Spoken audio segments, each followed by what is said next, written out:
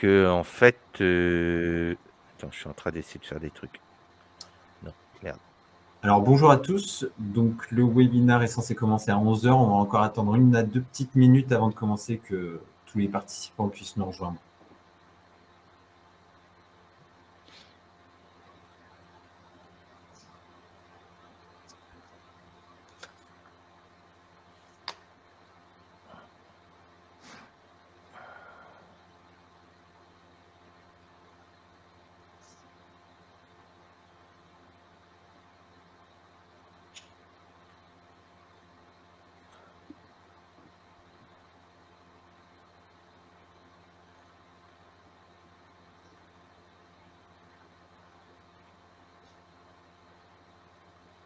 Là, je vois que les gens sont en train d'arriver.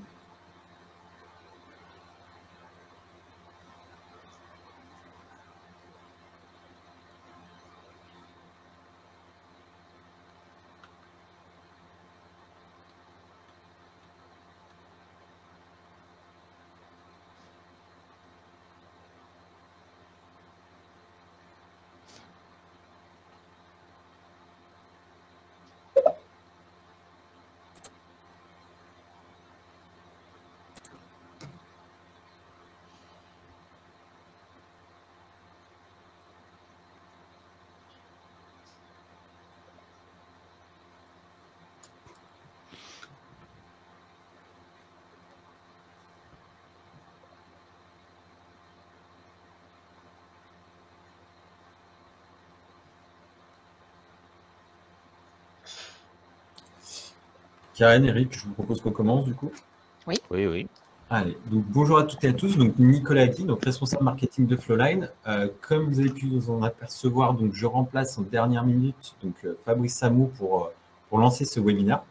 Donc aujourd'hui, donc la majeure partie de l'audience est composée de nos clients SageX3 et vous avez été plutôt nombreux à vous inscrire sur ce sujet puisque vous êtes un peu plus de 50 de mémoire pour ce webinaire dédié à la facture électronique. Donc la facture électronique est un sujet plutôt dense, on ne peut pas dire le contraire. Donc pour avoir une vision précise, donc on a le privilège d'être accompagné de ténors avec Karen et Eric, qui sont vraiment au cœur du sujet et vous allez vite comprendre pourquoi rapidement pendant la présentation. Donc la facture électronique, effectivement, c'est un sujet de demain qui va commencer même à partir du 1er juillet 2024. Toutes les entreprises vont être concernées. Elles devront les accepter et en émettre progressivement sous format électronique entre 2024 et 2026. Donc, on a aujourd'hui 1 heure de temps à passer ensemble. Pendant cette heure-là, donc on a la présentation de Karen et Eric. On a aussi un temps dédié en fin de session de 10 à 15 minutes pour répondre à vos questions. Donc pendant la présentation, n'hésitez pas à les poser dans le chat à droite. On essaiera d'y répondre un maximum. Et même si on n'a pas pu répondre à toutes, on essaiera de vous répondre individuellement à la fin, après le webinaire. Côté pratique aussi, donc le webinaire est enregistré. Vous recevrez tous un lien de replay pendant la journée. Et voilà, et je pense que j'ai fait un peu de tout. Il ne me reste plus qu'à laisser la main à Karen et Eric pour la suite. Très bien. Bonjour à tous, bienvenue. Karen Ducreux, responsable partenaire chez Ténor. Alors Ténor, c'est une société éditrice de solutions pour l'interconnexion des systèmes d'information et notamment des solutions EDI et dématérialisation fiscale des factures. Nous avons 33 ans d'expérience dans notre domaine d'activité. Aujourd'hui, on a 2400 clients actifs connectés à plus de 10 000 partenaires sur notre plateforme. On a à peu près un tiers de notre chiffre d'affaires qui se fait à l'étranger. Et nous avons 85 collaborateurs à la disposition de nos clients répartis sur 4 agences, Lyon, Paris, Nantes et Tunis.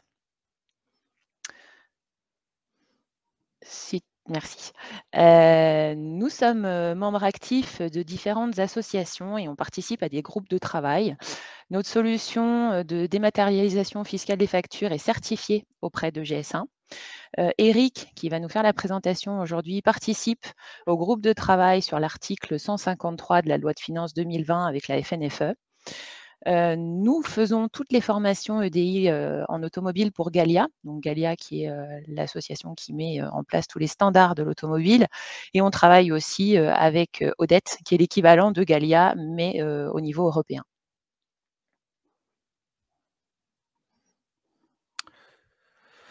Voilà, on voulait s'arrêter là pour la présentation ténor, l'affaire assez rapide. Je te remercie, Karen. Donc, je vais me présenter, Eric Delvar, je suis le directeur de marché EDI et facture électronique de Ténor et assez actif, voire même très actif au niveau des différents groupes de travail vis-à-vis du FNFE ou de la DGFIP, comme Karen a pu vous le préciser. Donc, je vais vous présenter, faire une présentation en deux parties. Une première assez rapide sur la facture électronique aujourd'hui, parce qu'effectivement, on parle de réforme 2024-2026, mais sachez que dès aujourd'hui, on peut faire de la facture électronique.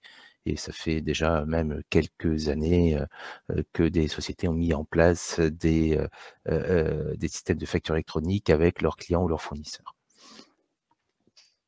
Donc, les réglementations qui régissent les factures aujourd'hui, donc avant cette réforme, donc en fait, la facture électronique, on peut en faire depuis les années 90 au fur et à mesure des différentes avancées des différentes directives européennes et des différentes lois de finances qui sont succédées. Par contre, les directives récentes qui encadrent réellement la facture électronique et qui donnent un socle commun en Europe à l'utilisation de la facture électronique, ce sont des directives de 2010 et de 2014. En fait, une directive de 2010 précisée par une directive de 2014, et donc qui ont été transposées dans la loi française, comme le demandait la Commission européenne, en 2012. Donc d'abord par le Code général des impôts, le Code du commerce, et enfin une publication au BOI, donc ce qui est maintenant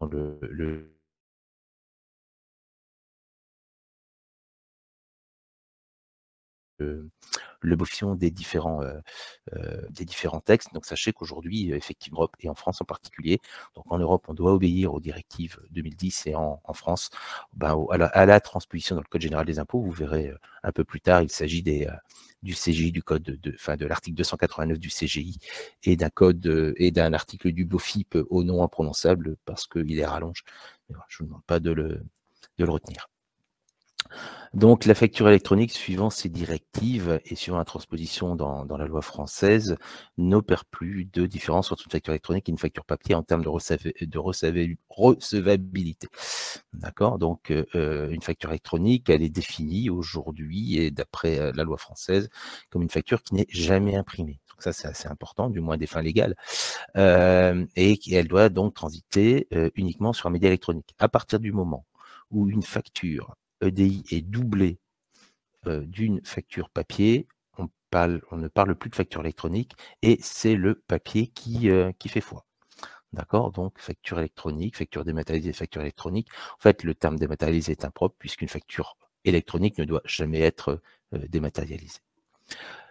Le principe de base de la facture électronique, aujourd'hui en Europe et donc en France, c'est qu'elle est soumise à l'acceptation du destinataire. C'est-à-dire que vous ne pouvez pas faire de facture électronique unilatérale. Il existe ce qu'on appelle le principe de dissymétrie, c'est-à-dire que, on verra juste après que la loi française vous donne des possibilités pour faire de la facture électronique, elle vous donne des moyens pour le faire, mais vous pouvez utiliser des moyens différents entre l'émetteur et le destinataire, entre le client et le fournisseur et le client plutôt. Par contre, si un destinataire de la facture vous dit moi je veux recevoir du papier, je ne fais pas de facture électronique, vous ne pouvez pas lui imposer, c'est le principe de la directive européenne. Alors, cette directive est assez importante, cette directive européenne, puisque dans le cadre de la réforme 2024, vous voyez bien que cette directive n'a plus de sens et que ce principe de base doit être remis en cause. Ce qui a été fait, donc je vais ouvrir une parenthèse, ça a été fait le 20 janvier de cette année. Donc la France a demandé une dérogation à la Commission européenne qui lui a accordé, à l'instar de ce qu'elle avait fait à l'Italie il y a quelques années. Mais vous voyez, c'est assez récent, donc c'est depuis le début de l'année que la France peut mettre en place sa réforme et peut se dispenser de l'acceptation du destinataire qui était un préalable, bien entendu, à la mise en œuvre de la réforme. Que disent ces directives européennes? Elles disent vous pouvez faire de la facture électronique sous 3 conditions, ou 3 principes, on appelle ça aussi les principes. L'authenticité de l'origine, il faut pouvoir garantir l'identification de l'émetteur.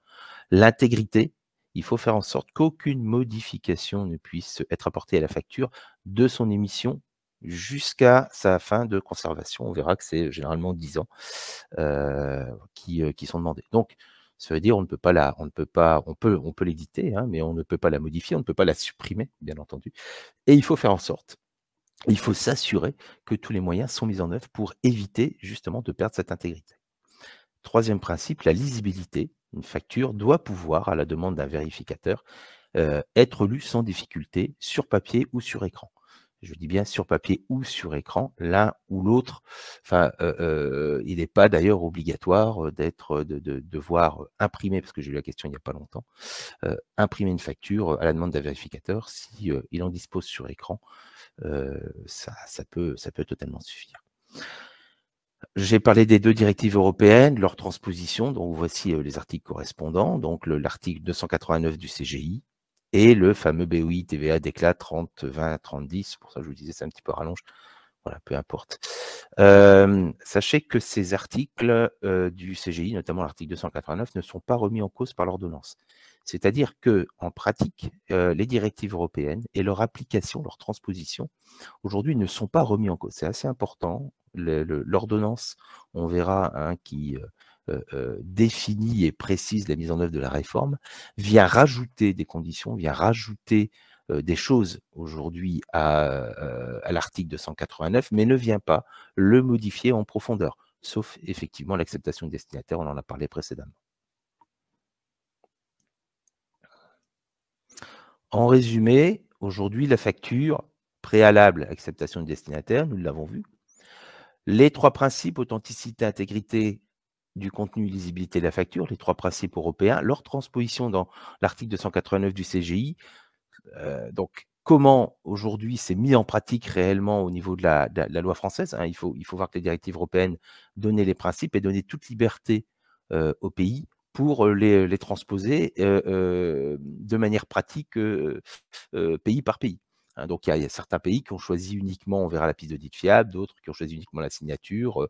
Voilà. Donc, chaque pays a mis en place les moyens qui lui semblaient bons pour garantir ces 3 principes. En ce qui concerne la France, c'est précisé dans l'article 289 du CGI, je le répète, et voici quelles sont les 3 voies pour garantir ces 3 principes. Première voie, alors ce n'est pas totalement dans l'ordre, hein, on le fait un petit peu nous dans notre intérêt, mais la première voie, c'est ce qu'on appelle l'EDI complet, c'est-à-dire l'utilisation d'un format structuré. Format structuré, c'est autant les formats EDI qu'on connaît, Edifact, mais ça peut être aussi un fichier Excel. Un fichier Excel est un format structuré. Un fichier XML est un format structuré. C'est la signature qualifiée. La signature qualifiée, c'est l'utilisation d'un certificat d'un cachet de niveau 2 du référentiel général de sécurité. C'est-à-dire que vous prenez un PDF, vous le signez à son émission, à sa production, à son émission, et de l'autre côté, le destinataire de la facture déchiffre avec un système de clés. Voilà. Ce qui garantit effectivement l'authenticité, ce qui garantit l'intégrité, puisque par définition, ce type de cachet ne peut pas être violé entre les deux. Voilà, donc c'est ce qu'on appelle une des voies. Et enfin, la dernière voie, c'est les fameux autres contrôles, hein, ce que tout le monde connaît comme piste d'audit fiable. En fait, ce sont les contrôles permanents et documentés permettant de garantir une piste d'audit fiable. C'est réellement l'intitulé de l'article. Donc, en fait, c'est si vous ne voulez pas faire de l'EDI, si vous ne faites pas de l'EDI, vous utilisez du PDF. Si vous ne voulez pas utiliser une signataire qualifiée, l'État vous dit « OK, vous pouvez le faire ». Par contre, derrière, on vous attend au tournant. Ça veut dire qu'il va falloir que vous mettiez en place des éléments de preuve qui vont nous permettre de voir que la facture, vous êtes capable d'en garantir l'authenticité, l'intégrité, la lisibilité. On voit qu'effectivement, a priori, techniquement, c'est la voie la plus simple. Fonctionnellement, organisationnellement, c'est quand même la voie la plus risquée et la plus contraignante. Il n'en reste moins que la piste d'audit, en théorie, même si vous faites de l'EDI ou de la signature qualifiée, il vaut mieux l'avoir. Hein, ça, c'est indépendamment de l'aspect facture dématérialisée. Il y a également des conditions d'archivage, on les verra juste après. Et enfin, il y a aussi des conditions de restitution, vous vous souvenez, hein, la fameuse lisibilité. En filigrane, on a systématiquement des besoins de documentation et de maîtrise du système. Hein, c'est un corollaire à la piste d'audit et au fait de pouvoir garantir des contrôles documentés et permanents, bien entendu, tout au long de la vie du système. Conservation, archivage légal. La conservation, c'est 10 ans. Alors, en fait, il y a 2 lois qui viennent un petit peu en concurrence. Vous avez le Code du commerce et vous avez le droit fiscal. Donc, le Code du commerce vous dit c'est 10 ans. Le droit fiscal vous dit c'est 6+1. Et donc, du coup, il y a un alignement qui est fait à 10 ans. Le lieu de stockage, en France ou dans l'Union européenne, il n'y a pas de souci. Si c'est hors de l'UE, c'est quand même un peu déconseillé parce que l'État le valide et c'est sous condition d'une convention d'assistance inter-État. Hein. Donc attention, ce n'est pas toujours évident parce que vous pouvez avoir des lois nationales qui viennent remettre en cause ces conventions d'assistance. Donc dans ce cas-là, il vaut mieux s'assurer quand même qu'on est conforme pour stocker en dehors de l'Union européenne. Donc les conditions de restitution, donc un utilisateur doit pouvoir tout le temps accéder à ces factures, mais uniquement celles qu'il est autorisé à visualiser. Et ces factures, bien entendu, hein, suivant le principe d'intégrité, elles ne doivent être accessibles qu'en lecture seule et ne peuvent ni être supprimées, ni être, bien entendu, modifiées. Donc, on utilise généralement un système d'index hein, avec ce qu'on appelle les métadonnées qui permettent de retrouver les factures au niveau du coffre-fort. Donc, le risque, alors il y a plusieurs risques, hein, c'est la remise en cause des déductions opérées en matière de TVA sur les factures incriminées que vous n'êtes pas capable de restituer. Voilà la facture électronique telle qu'on l'a aujourd'hui. Donc, vous voyez que vous avez quand même un cadre réglementaire assez important. Donc, la facture électronique, on va dire demain, puisque c'est effectivement ça arrive très, très rapidement. Voilà ce qu'elle va être. Donc, à l'origine, on a l'article 153 de la loi de finances 2020 qui a été complété par l'article 195 de la loi de finances 2021 qui ont dit ce serait une bonne idée parce que ça marche en Italie et parce que ça marche dans d'autres pays comme le Brésil, l'Argentine, le Pérou, notamment le Chili, de mettre en place un système de contrôle continu et de récupération en automatique des données de TVA. Donc, il y a eu un rapport qui a été présenté au Parlement durant l'été 2021 et voilà, on a dit go, on y va, il suffit de mettre ça en musique. On a retenu une architecture qui n'est pas la même qu'en Italie, qui est une architecture dite en Y, on verra ce que c'est. Et derrière, il y a eu une promulgation d'une ordonnance et de spécifications.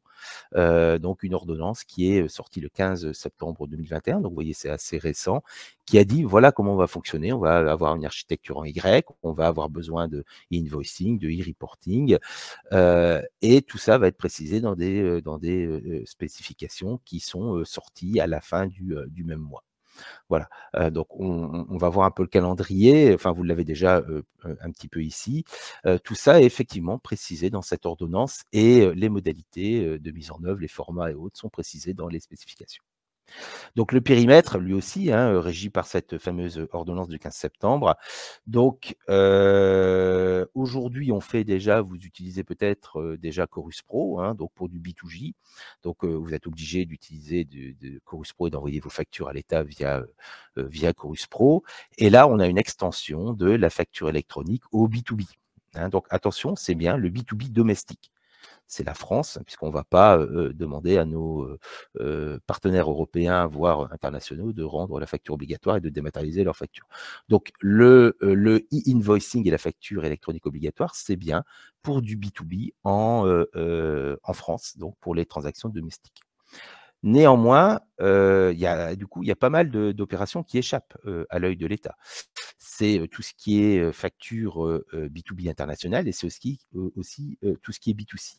Dans ce cadre-là, l'État a dit, bon, nous, on ne veut pas, comme on veut faire de la précollecte de TVA, on ne va pas, on veut pas que ça nous échappe et donc on va mettre en place du e-reporting. On verra ce qu'est le e-reporting. Les objectifs fixés par la réforme, c'est la simplification de la vie des entreprises. Donc ça, c'est un grand chantier qu'on a depuis des années. C'est surtout faciliter les déclarations de TVA par le pré-remplissage. Donc on aura une collecte par Bercy de l'ensemble des informations à travers les factures et à travers le e-reporting, donc tout ce qui concerne effectivement la TVA collectée.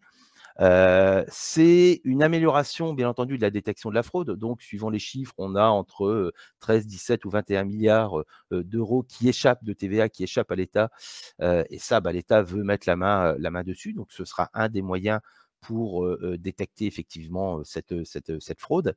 Et enfin, dernier point, c'est surtout améliorer la connaissance en temps réel de l'état de l'économie. En recevant les factures au jour le jour, enfin grosso modo mois par mois ou même jour par jour, ça permet d'avoir un baromètre de l'état de la France et secteur par secteur. Donc si l'hôtellerie va bien, le bâtiment et autres, il suffira derrière, avec un peu de BI, d'analyser pour Bercy et pour le ministère de l'économie et des finances l'ensemble de ces données pour savoir quel secteur éventuellement il va falloir aider un peu plus que tel autre. Le calendrier de mise en œuvre, donc on a 4 étapes importantes.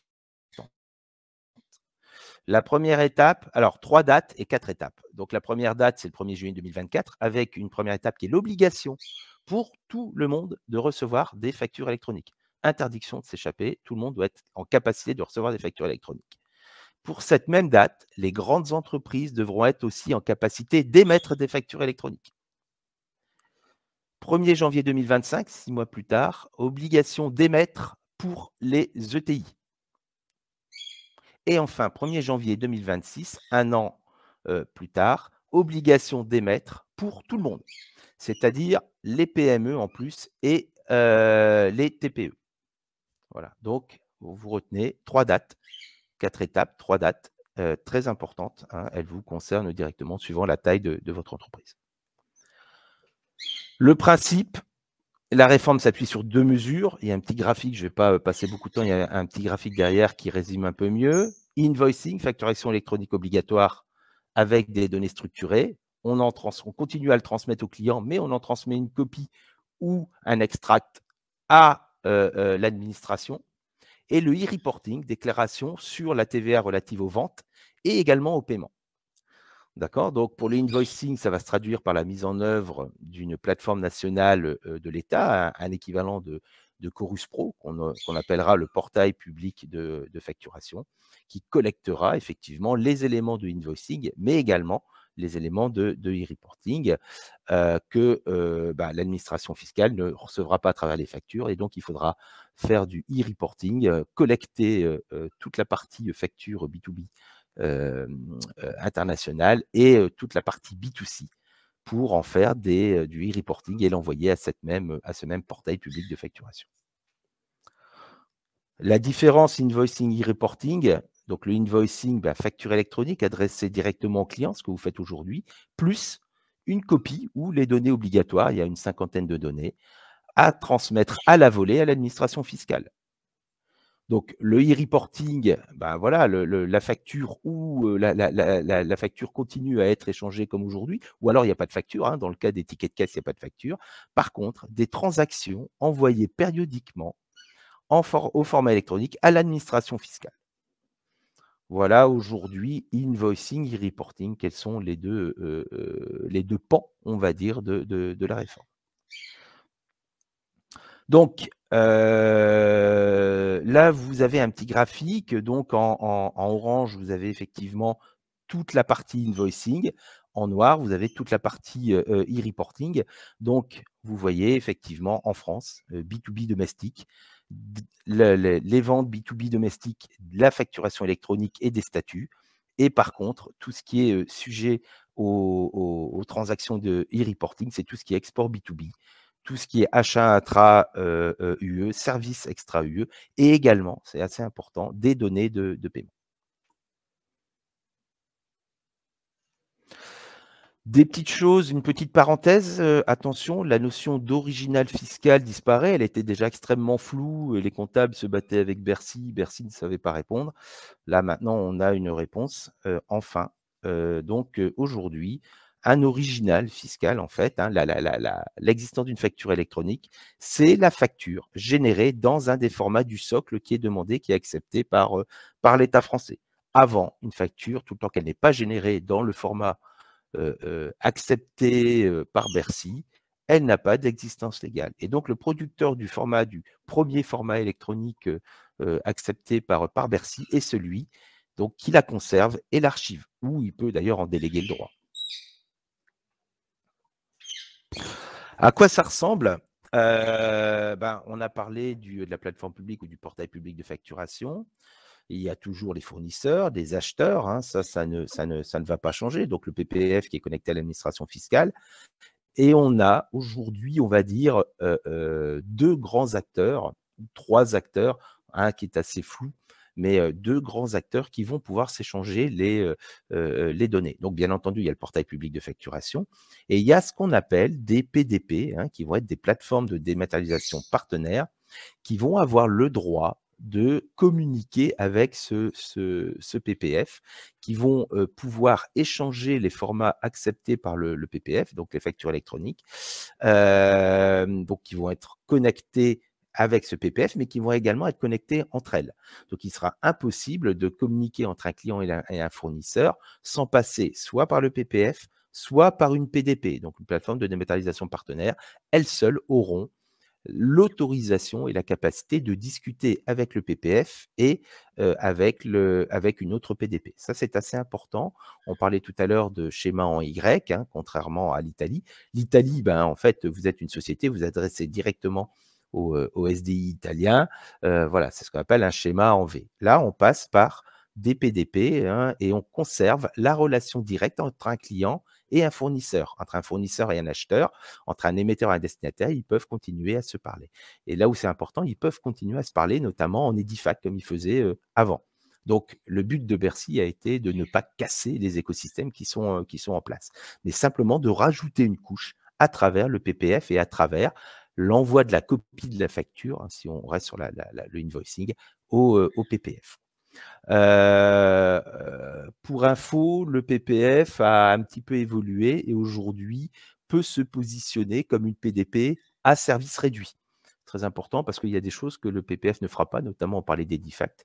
Si vous choisissez le PPF comme une PDP, il y aura des services que le PPF ne rendra pas, notamment de la conversion de format, la restitution de facture EDIFACT, la restitution de lisible. Ça, c'est des choses que le PPF ne fera pas. Donc, le PPF sera une PDP avec un niveau de service faible, voilà, qui ne sera en rien comparable au PDP.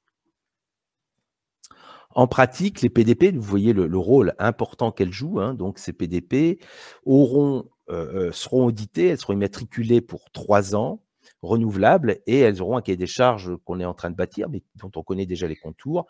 Elles devront savoir gérer les formats du socle minimal. On verra les formats qui ont été retenus par Bercy. Être bien entendu en mesure d'extraire les données réglementaires, de les contrôler et de refuser une facture, savoir produire un lisible, vous voyez qu'on est toujours sur les directives européennes, être interopérable entre elles, hein, et pour ça on va utiliser un annuaire et répondre à un niveau de sécurité, l'ISO 27001 et l'ANSI SecNum Cloud. Voilà un peu le cahier des charges grosso modo d'une PDP, donc c'est assez amusant, hein, comme schéma, il est assez complexe, mais vous voyez réellement tout ce que doit faire une PDP, qu'elle soit côté fournisseur ou côté client. Voilà, donc ça c'est un peu côté Ténor, donc Ténor c'est déclaré comme pour être PDP, voilà un petit peu ce sur quoi aujourd'hui on travaille et ce qu'on a mis à notre roadmap pour cette année. Les flux, on a un flux, alors on a les flux classiques de factures, hein, c'est-à-dire flux entre émetteur et destinataire, entre un fournisseur et un client. Je vous ai dit qu'il était conservé avec le schéma en Y. On a en parallèle le flux vers le PPF pour le invoicing. On a bien entendu le flux e-reporting dont j'ai parlé également. Et on a 2 autres flux. Le flux cycle de vie. Donc, le cycle de vie, c'est pour réellement suivre la vie des factures. Donc, on aura des statuts obligatoires et des statuts recommandés. Hein, donc, qui seront statuts obligatoires demandés par l'État et statuts recommandés. Il faudra les suivre, il faudra les intégrer, il faudra être capable de les restituer. Un flux annuaire, on a parlé d'interopérabilité à travers un annuaire, donc toutes les PDP seront dans un grand annuaire et au moment où vous envoyez par exemple votre facture à Carrefour ou autre, vous viendrez consulter l'annuaire pour savoir quelle est la PDP de Carrefour et savoir à quelle adresse IP l'envoyer, voilà, ce genre de choses. Donc les points clés, hein, concernant les flux, le invoicing, transactions B2B domestiques doivent être facturées électroniquement et transmises à la volée de l'administration fiscale, on l'a vu. Le flux cycle de vie, on s'échange des statuts sur les factures électroniques, je l'ai bien reçue, elle est bonne à payer, elle a été payée, ce genre de choses. Le e-reporting, les données de facturation, vente et achats B2B internationaux, ventes B2C, et également, le dernier point, les données de paiement qui font aussi l'objet de e-reporting, donc pour justement, puisqu'on a de la TVA sur les débits, sur les crédits, il faut que l'État soit capable de savoir à quel moment la TVA doit être collectée. Les formats, ça c'est assez important. Le portail public de facturation n'acceptera qu'un certain nombre de formats, donc ce qu'on appelle les formats du socle minimal, qui sont basés sur une norme européenne qui s'appelle la 16931.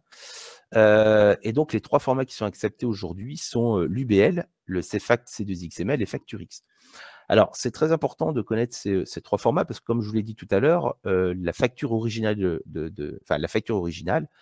sera la facture produite dans un de ces formats. C'est-à-dire que si vous émettez un PDF, un Excel ou autre, et en fait, il faudra à un moment transformer en UBL ou en CFACT, C2XML ou en FactureX, et c'est ce format-là qui deviendra l'original de la facture. Hein, ça, c'est assez important. On en a parlé, les PDP entre elles pourront continuer à utiliser d'autres sémantiques comme Edifact. Hein. Le but encore, c'est de valider le schéma en Y et d'éviter de casser les écosystèmes et de demander à des donneurs d'ordre ou des fournisseurs de tout recommencer leur paramétrage, de refaire du déploiement fournisseur et ainsi de suite. Le PPF offrira, donc je vous ai dit que le PPF se positionnait comme une PDP. Donc effectivement, au départ, seuls les PDP pouvaient communiquer avec le PPF et tout était obligé de passer par les PDP. Donc il y a un peu une levée de bouclier et le PPF a dit OK, on va offrir nous aussi des services de PDP, on va aussi se positionner comme une PDP, mais une PDP light. Donc on va offrir un certain nombre de services qui ne seront bien entendu pas la totalité des services que pourrait offrir une PDP professionnelle. Et donc, elle aura par contre un mode, par exemple, des saisies de factures avec chargement d'un PDF, un peu à l'image de ce que fait Chorus Pro aujourd'hui, ou pourra recevoir directement de la part d'une société un format structuré du socle minimal. Donc, on appellera ces sociétés qui ne seront pas des PDP, mais qui pourront communiquer directement avec le PPF, on appellera ça des OD ou des opérateurs de dématérialisation. Aujourd'hui, c'est un petit peu, il est un peu délicat et un peu difficile de voir la frontière entre l'OD et la PDP. On sait simplement qu'un OD ne pourra pas communiquer avec une autre PDP et que notamment quelqu'un qui passera par le PPF ne pourra pas directement attaquer une autre PDP, ne pourra par exemple pas attaquer la PDP de Carrefour. Et si vous décidez de vous connecter au PPF et de choisir le PPF comme PDP, vous ne pourrez plus transmettre de facture Edifact à Carrefour, par exemple, parce que par définition, le PPF ne gérera pas ces formats autres que les 3 formats du socle minimal. Donc oui, le PPF ouvrira des services, mais attention, ils seront bien réduits et ils pourront amener dans une impasse par rapport aux exigences des donneurs d'ordre. Voilà rapidement une présentation de la réforme. Donc, vous voyez que c'est assez complexe entre e-reporting et invoicing. Donc aujourd'hui, on en est à la version 1.2 des spécifications. Tout est à peu près sec. Il nous manque encore pas mal de choses néanmoins pour commencer à travailler, que ce soit côté des éditeurs, des intégrateurs ou que ce soit côté des PDP comme Ténor. Hein, on est un petit peu dans l'attente. Donc l'ouverture, je vous ai parlé d'une immatriculation pour PDP. Donc l'ouverture des services d'immatriculation aura lieu normalement en septembre 2023. Donc, en septembre 2023, Ténor pourra se déclarer au niveau de la DGFiP comme étant une PDP et demander une immatriculation. Et ensuite, une fois que l'immatriculation aura été demandée, la DGFiP aura 1 an pour mandater un audit qui viendra vérifier que vous êtes conforme à l'ensemble des points, c'est-à-dire que vous savez gérer les formats, que vous êtes connecté correctement, vous savez gérer les protocoles, que vous êtes bien ISO 27000 sur le périmètre, que votre hébergeur est bien validé ANSYS avec une cloud. Voilà. Donc, et là, il y aura éventuellement soit des rappels à l'ordre, soit des amendes, et puis au bout de N rappels à l'ordre ou N amendes, ça c'est pas encore totalement défini, il y aura une suspension de l'immatriculation. Et donc, on est en train de réfléchir également, ou l'AIFE, la DGFiP sont en train de réfléchir au cas d'emploi. Qu'est-ce qui va se passer si jamais une société perd son immatriculation? Comment on fait pour les sociétés qui étaient abonnées à cette PDP? Voilà. Donc, il y a encore quelques aspects à définir, et on est encore en train de travailler avec le FNFE et avec la DGFiP, l'AIFE, sur un certain nombre de sujets. Justement, les étapes importantes en 2022. Donc, on a eu en fin d'année, fin janvier de cette année, justement un groupe de travail où tout le monde était invité sur les notions d'original fiscal et de conservation des factures. C'est là où on a dit on va continuer à conserver les factures pendant 10 ans exactement sur les mêmes modalités de ce qui est fait aujourd'hui. Et par contre, c'est là aussi où on nous a apporté cette fameuse précision sur l'original fiscal en disant aujourd'hui, l'original fiscal sera la facture émise dans un des 3 formats du socle minimal. Voilà. Et donc, celui qui sera l'émetteur de la facture ou qui aura émis l'original sera celui qui aura produit ce format minimal, et c'est lui qui devra donc la conserver et l'archiver, sauf délégation. En pratique, il y a des tas de possibilités. Hein. La facture peut être directement éditée à ce format à partir d'un ERP par le fournisseur. Donc, lui émet la facture. Par contre, il peut souhaiter ne pas l'archiver. Il va la transmettre à une PDP. Il va déléguer le droit d'archiver à une PDP. Donc, il y aura un contrat de délégation de droit. Et donc, sa PDP qui transmettra cette facture au PPF et à son client fera l'archivage, la restitution, un petit peu comme aujourd'hui. L'original peut être aussi émis par un ODE, ou il peut être directement émis par la PDP. Voilà, donc il y a des tas de possibilités. Sachez néanmoins que vis-à-vis de l'administration et en vertu du fonctionnement de l'annuaire, seuls les PDP seront connus de la part du PPF et de l'administration. Les ODE ne seront pas connus. Nous avons régulièrement, tous les 2 mois, des groupes de travail sur les plateformes partenaires. Voilà, donc Ténor en fait partie. Nous avons eu le 31 mars également une nouvelle version des specs, hein, les 1.2. On nous a ajouté notamment des choses comme les API ou les cas d'emploi, quand émettre un avoir, quand émettre une facture rectificative, quand émettre la même facture. Ce n'est pas encore tout à fait sec. On a demandé des adaptations avec le FNFE. C'est en cours. Le 19 avril, il y a eu la présentation de ces specs externes, et enfin, on attend la version 1.3, dont on espère que ce sera la finale, ou au moins qu'elle nous permettra réellement de commencer à travailler pour le 30 juin 2022.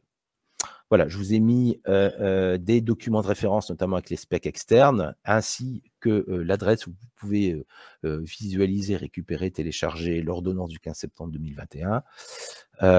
Et voilà, je voulais finir sur cette diapo pour vous donner effectivement les échéances, vous montrer que tout n'était pas complètement fini. Il y a encore pas mal de choses qui sont en discussion, donc, et on participe à différents groupes de travail pour essayer d'avoir une version, encore une fois, finale avant la fin de l'été pour que tout le monde puisse respecter les échéances. Voilà, j'en ai fini avec la présentation. Je suis pas très loin pour une fois du délai. Donc, je crois que maintenant, on peut attaquer les questions-réponses. Exactement, ouais. Merci Eric pour la présentation. Donc, effectivement, si vous avez des questions, n'hésitez pas à les poser là dans le chat. C'est vraiment le moment.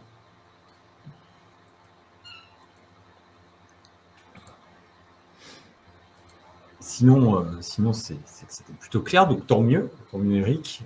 Dans tous les cas, vous pourrez revenir auprès des interlocuteurs que vous avez, de vos interlocuteurs Flowline. On peut faire facilement le lien avec Karen et Eric pour des futures questions. Donc, je vois qu'il y en a une qui est en train d'être écrite. Donc on va attendre quelques instants. Le plus dur, c'est toujours de poser la première question. Oui, c'est ça. Après, je pense que tu as aussi des fois des questions qui sont assez récurrentes sur ce sujet-là, Eric.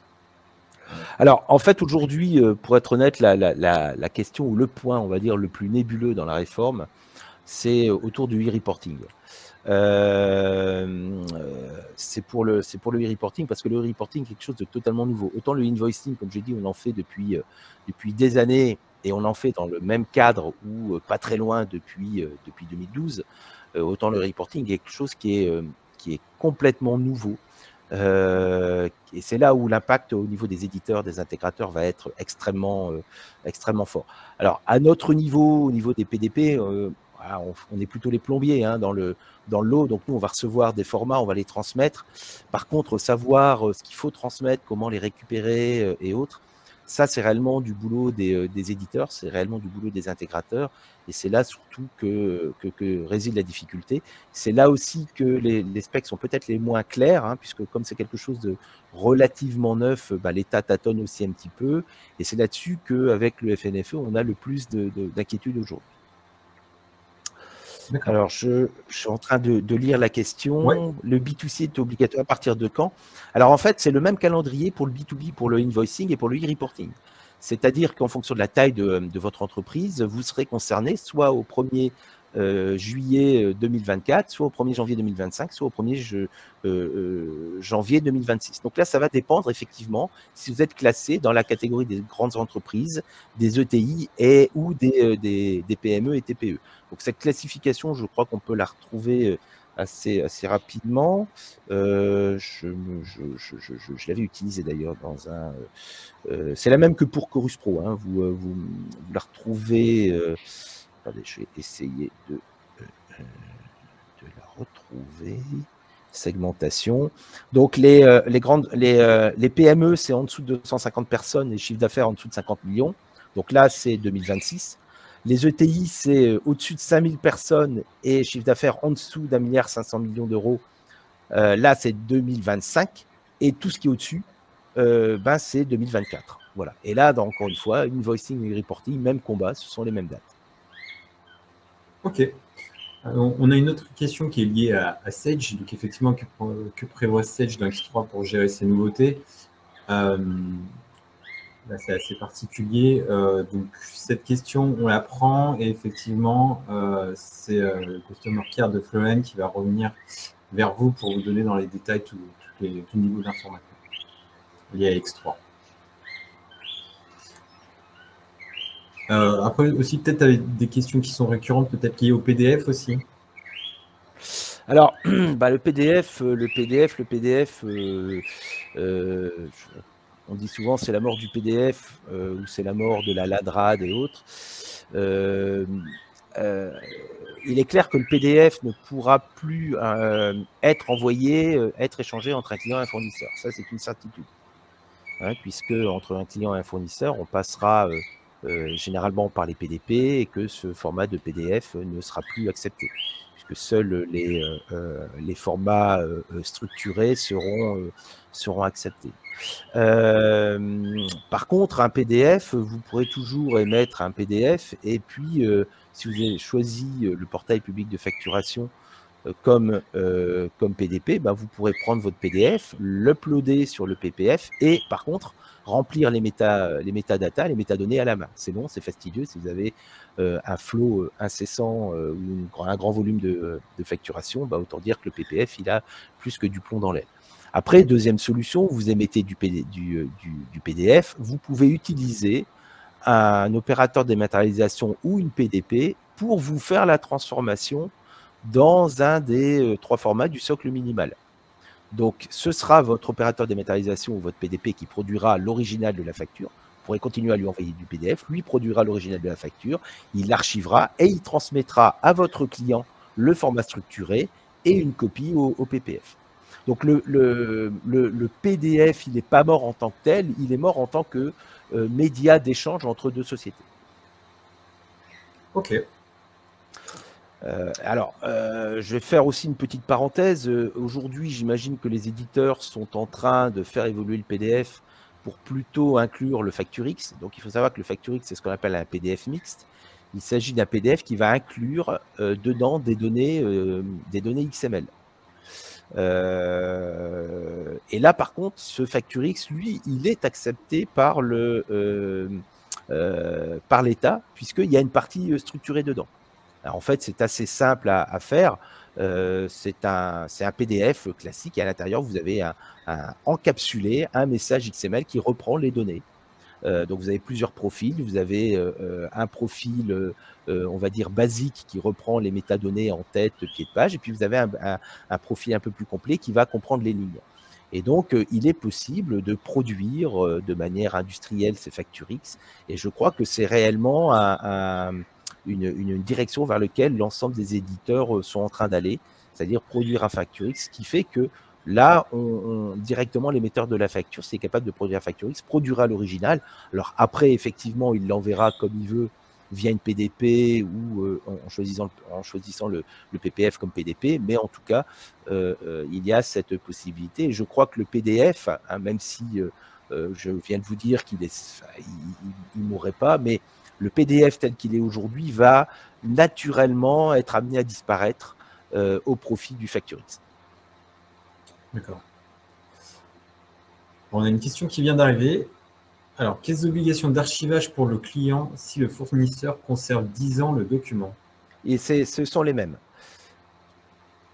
Ce sont les mêmes puisqu'en fait, si un vérificateur généralement vient faire un contrôle sur une facture chez un fournisseur, il va venir faire le même chez un client. S'il a un doute sur la facture qui date d'il y a 8 ans, il va arriver chez le client, il va vous demander, bah, tiens, est-ce que vous pouvez me montrer la facture du fournisseur à tel? Voilà. Donc, c'est réellement, ce sont des exigences miroirs, hein, qu'on a entre les clients et les fournisseurs. Ok. Alors, on a des questions qui sont en train d'être tapées, pardon, et vu qu'on est bien dans les temps, on va les attendre.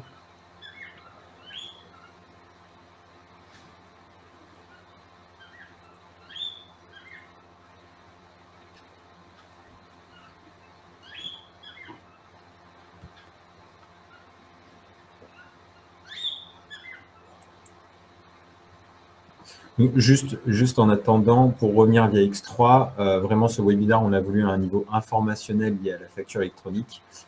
C'est vraiment prévu que vos interlocuteurs Flowline derrière reviennent vers vous sur ce sujet pour faire le lien avec X3. Alors, les bons de livraison de commandes. Alors, excusez-moi le terme, je vais être un peu vulgaire, mais honnêtement, l'État se fout complètement des commandes et des bons de livraison. En fait, le but de la facturation électronique, et vous voyez de tout ce qui est e-reporting, c'est toute la partie collecte de la TVA. Le principal intérêt, vous avez deux intérêts pour une facture, hein. D'ailleurs, c'est pour ça que la facture, elle a un pied dans le droit commercial et un pied dans le droit fiscal. Donc, la facture dans le droit commercial, c'est celui que vous connaissez, hein, ça aide pour les litiges, c'est pour ça qu'il faut la garder pendant 10 ans. Par contre, dans le droit fiscal, la facture, elle a un intérêt pour la collecte de la TVA. Et en fait, il n'y a que ça qui intéresse l'État français. Or, la facture, le bon de commande, le bon de livraison, aucun intérêt pour l'État. Donc, bon de livraison et facture, vous pouvez aujourd'hui les dématérialiser. On appelle ça l'EDI. Et on fait ça depuis 50 ans, voire même on est remonté avant. Donc, oui, je peux que vous encourager aujourd'hui à dématérialiser la commande et le bon de livraison. Alors, la commande de manière totale, hein, il y a des tas de communautés qui le font. Si vous travaillez dans le retail, l'industrie avec GS1, vous avez la commande GS1 EANCOM. Ça fait plusieurs dizaines d'années qu'entre Nestlé et Auchan, vous n'avez plus un morceau de papier qui est échangé. C'est un peu plus complexe pour le bon de livraison parce que le bon de livraison, il doit être signé aujourd'hui. C'est une preuve de réception, une preuve de comme quoi, comment dire, une prestation a été rendue, et aussi il a un rôle, il doit accompagner la marchandise, il a aussi un rôle de vérification, un rôle douanier. Donc il y a des initiatives qui sont actuellement autour de la dématérialisation du bon de livraison. Il y a des choses qui sont en train de se faire autour de la ICMR et autres. Par contre, c'est un peu plus compliqué pour le BL parce qu'il faudrait avoir beaucoup plus d'interlocuteurs que le client et le fournisseur. Par contre, encore une fois, la commande, oui, la commande, elle est dématérialisée depuis des années, mais encore une fois, l'État français n'a absolument rien à faire ni de la commande, ni du bon de livraison. Tout ce qui l'intéresse, c'est la facture et le moyen de récupérer ses sous. Ok. Alors, visiblement, il y a des différences de date entre recevoir et émettre. Émettre est-il beaucoup plus complexe pour une entreprise? Oui, en fait, émettre, je ne sais pas si émettre est beaucoup plus complexe. Je ne sais pas si émettre est beaucoup plus complexe. A priori, l'État a jugé qu'émettre était plus complexe parce qu'il fallait faire toute la partie de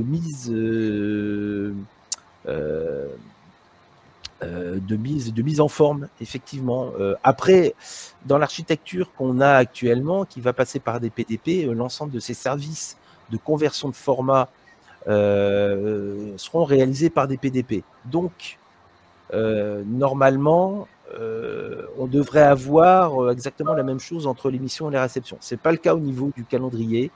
En toute honnêteté, je ne sais pas pourquoi, mais effectivement, il y a une différence de calendrier puisque tout le monde doit être capable de recevoir en 2024. Et donc, tout le monde doit avoir, grosso modo, une PDP ou passer par le PPF en 2024. Et donc, du coup, la grosse date, en fait, et la grosse échéance, c'est 2024 et ce n'est pas 2025 ou 2026. Alors, les avoirs sont concernés également. Les avoirs sont concernés également, puisque un avoir, c'est effectivement un document commercial et fiscal au même titre qu'une facture. Par contre, ne sont pas concernés parce que ce ne sont pas des documents fiscaux, les notes de débit ou les notes de crédit. D'accord ? Sauf si en anglais vous avez les credit notes, parce que le problème c'est que la credit note c'est l'avoir en anglais. Mais bon, ça c'est autre chose.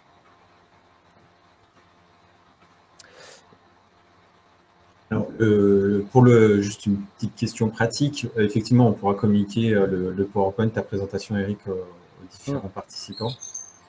Et effectivement, j'étais en train de répondre aussi, le replay sera bien envoyé dans l'après-midi à tous les inscrits. Alors, les acomptes sont aussi à prendre en compte, bien entendu, et les factures qui font l'objet d'acompte devront préciser. Donc, il y a au niveau de la sémantique, il est prévu de préciser que les factures d'acompte, enfin ces factures font référence à une facture d'acompte qui a été émise avec tel numéro, telle date et ainsi de suite. Donc ça, c'est la cinématique au niveau des acomptes, des factures, des avoirs des acomptes, elle est précisée au niveau des spécifications externes.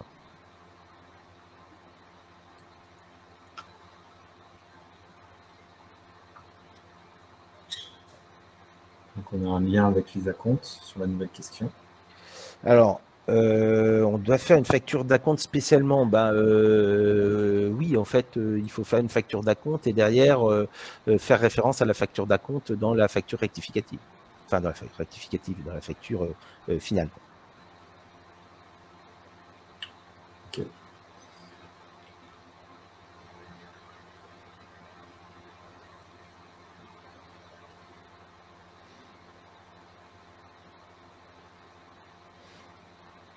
Alors, tous les documents fiscaux, pour info, tous les documents fiscaux, tous les documents à caractère fiscaux devront arriver entre les mains du portail public de facturation. Donc, s'il y a aujourd'hui des pratiques qui font que certaines étapes de la facturation échappent ou peuvent échapper à l'administration fiscale, il faudra corriger ça de manière impérative.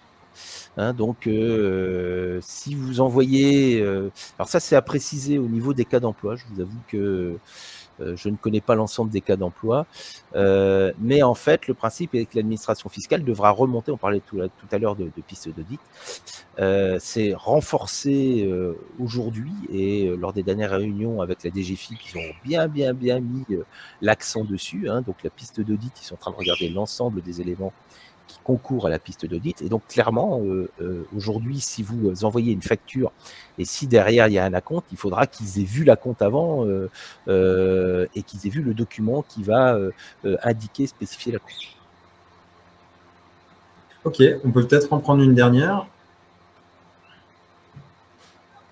qui est en train d'être tapé.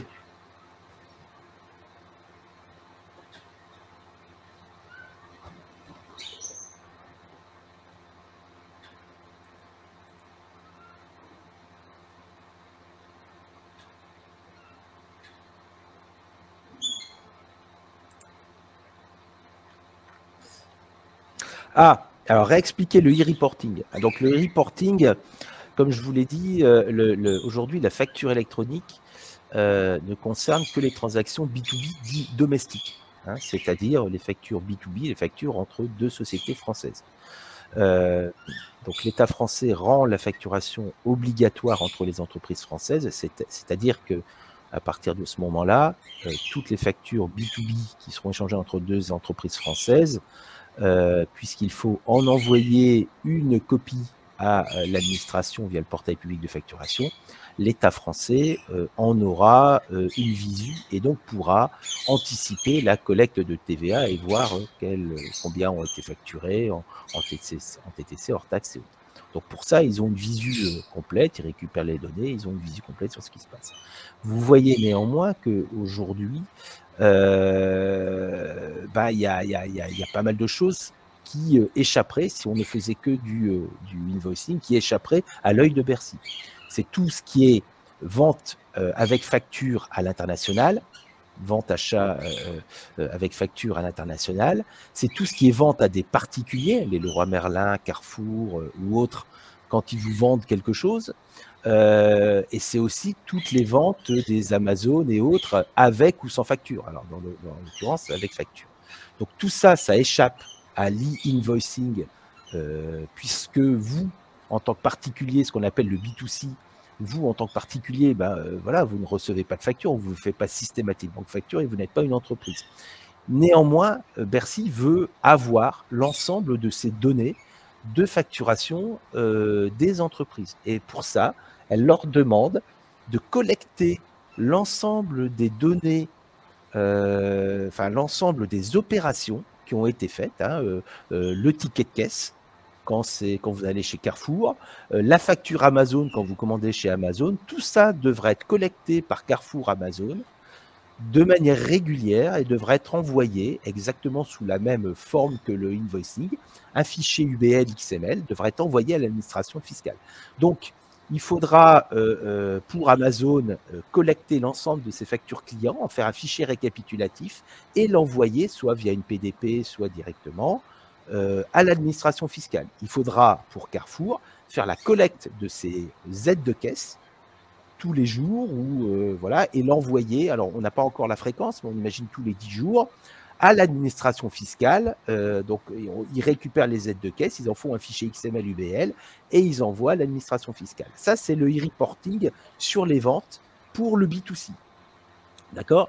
C'est aussi toute la partie internationale. Internationale, bien entendu, vous ne pouvez pas demander à vos partenaires européens ou ailleurs de faire de la facture électronique, donc vous pouvez continuer à faire de la facture papier avec eux, mais tout ce qui concerne la facturation B2B à l'international, vous devez récupérer l'ensemble des opérations et faire la même chose que pour le B2C, les collecter, créer un fichier en disant j'ai vendu ceci, ceci, cela, et avec un détail, et faire un fichier de e-reporting que vous envoyez à l'administration.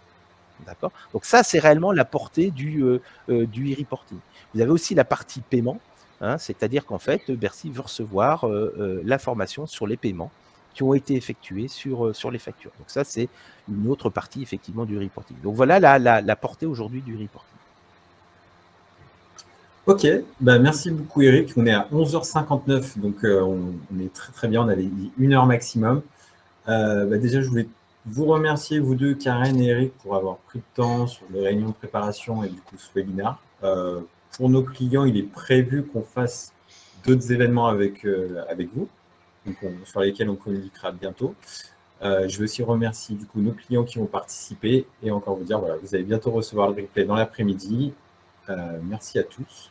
Bon après-midi et n'hésitez pas à revenir vers les différents interlocuteurs Flowline si vous avez des nouvelles questions. Merci beaucoup. Merci pour votre attention. Au revoir. Merci à tous, bonne journée. Merci.